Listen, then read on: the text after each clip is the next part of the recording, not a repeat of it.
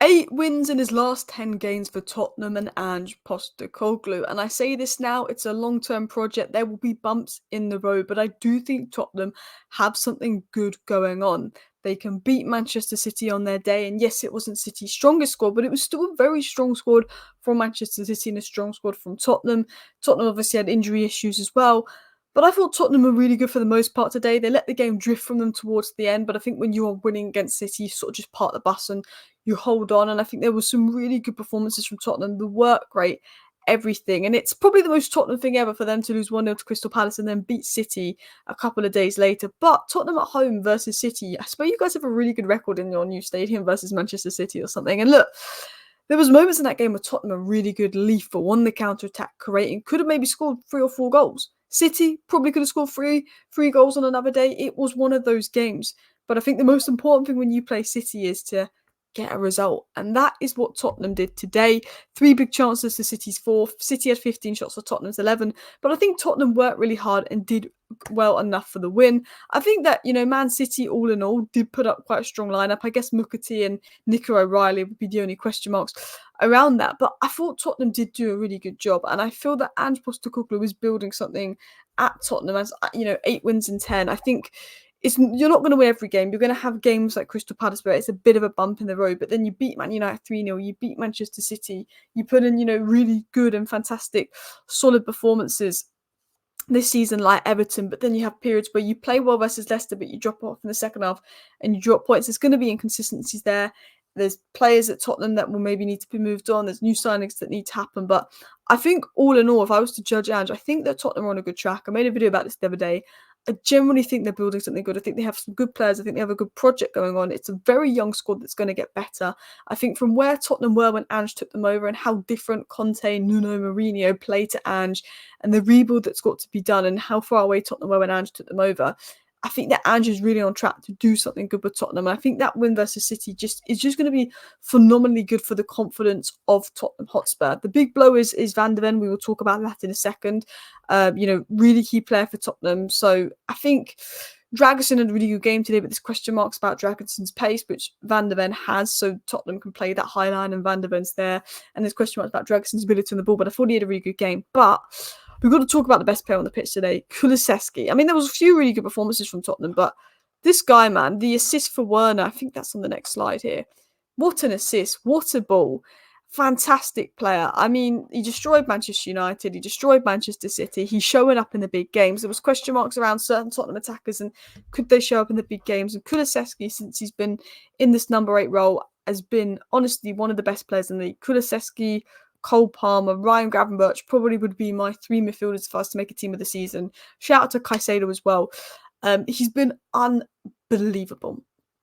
Absolutely picked apart Manchester United, been really good the last few games, fantastic goals for Tottenham, getting 2 assists today, 4 chances created. This is Manchester City, this is a difficult game, and Kulusevski was able to break between those defensive lines, play good passes into Werner, and what a season this guy's having. And I've said this so many times, and if you go back to my videos in the summer when I spoke about Tottenham, I said that I think Kulusevski would be better centrally for Tottenham. I said that when Maddison was injured, he played centrally a bit last season. He had a good spell, but then when he went on the wing, I don't know if he got the pace to be a winger for Ange. I've always said myself, I think he would look better centrally.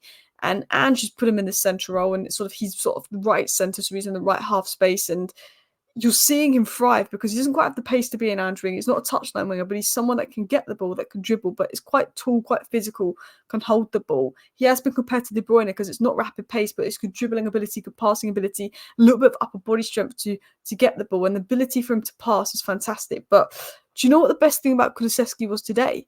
It was his work rate. Him and Solanke put in an absolute shift because that's no easy game for Tottenham. It was a win for Tottenham. Maybe one of Tottenham's ugly wins, maybe one of Tottenham's not so best performances, but also a really good performance from Tottenham as a team, as a unit, as a collective. And he put in a shift, 2 assists, 4 chances created, 16 passes completed, and for 4, 1 in 4 passes he made was a chance created, 6 passes into the final third, showing his influence when he got the ball in the tap. But it was what he did off the ball today that really impressed me, and that's why he deserves man of the match performance, because he was everywhere, covering every blade of grass, every inch of the press, making it difficult for Manchester City.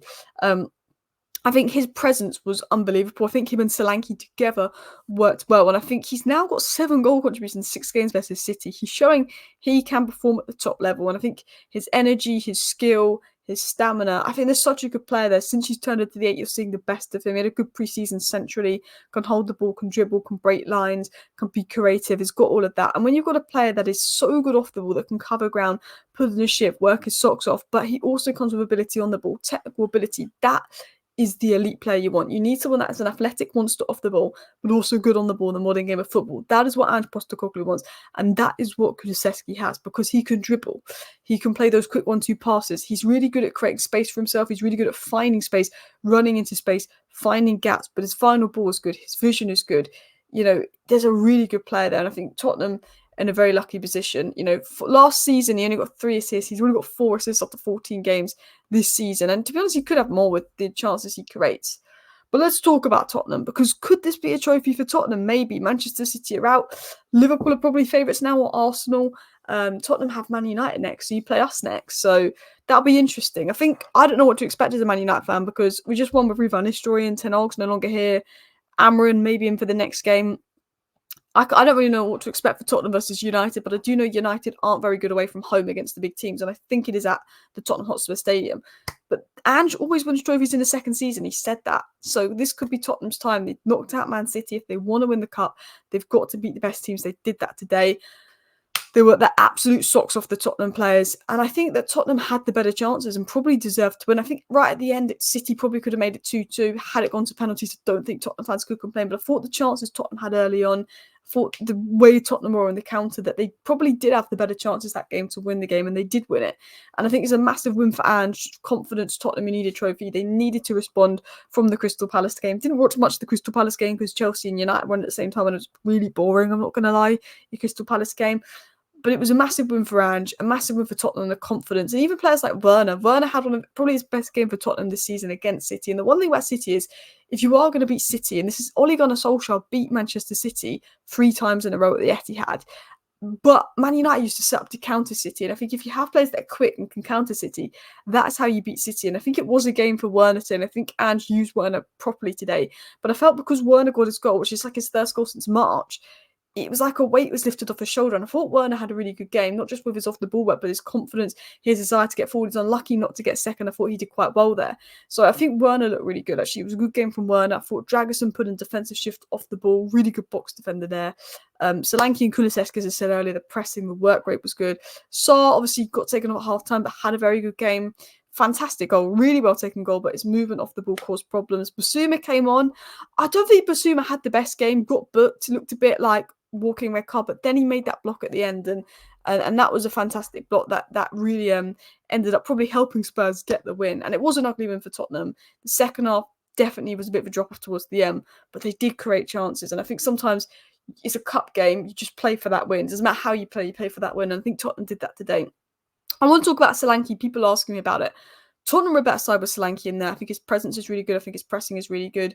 Even when he doesn't score, I thought he put in an absolute performance off the ball. But it is like having an extra DM there. He doesn't have box presence. He's only had 3 shots in his last 4 games. Solanke needs service. He needs better box presence. I absolutely agree with that. I think Richarlison did quite well in terms of his defensive performance, but I think again he's just coming back from an injury. He's not fully at his best. I thought Solanke's link-up play and hold-up play is good. He can drop deep and help the game deeper on, and he can help with the press.